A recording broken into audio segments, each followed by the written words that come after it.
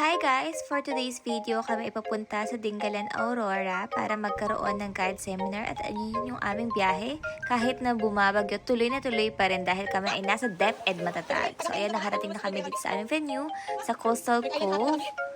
Ayan, so nakipagchikahan muna kami dito sa mga tao dito. And ayan, look, kung makikita ninyo, sobrang baha na rin or ang dami na rin tubig sa paligid dahil nga walang tigil ang ulan. Ganda umulan. Oh my God. Oh, ang dami pala dito. Swimming pool. And syempre, pagdating namin, nag-take din kami ng opportunity na magkaroon ng mga selfie and groovy. O, diba? Groupie naman dyan. So, ayan yung aming ma'am principal, yung nasa unahan.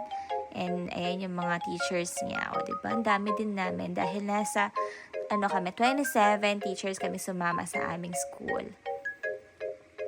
Oh, Pak, sino ka dyan, girl? Eh, nung kinagabihan, nag-talk din yung isa sa aming mga teachers. Ayan, sumali din kami sa mga games.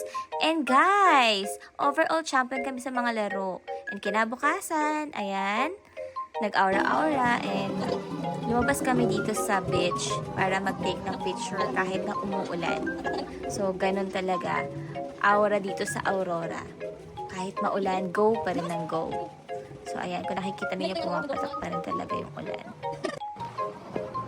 Hi guys, it's raining. Kung nakikita nyo, basa ako. May basa na ako. Hi guys, it's raining. Kung nakikita nyo, basa ako. May basa na ako.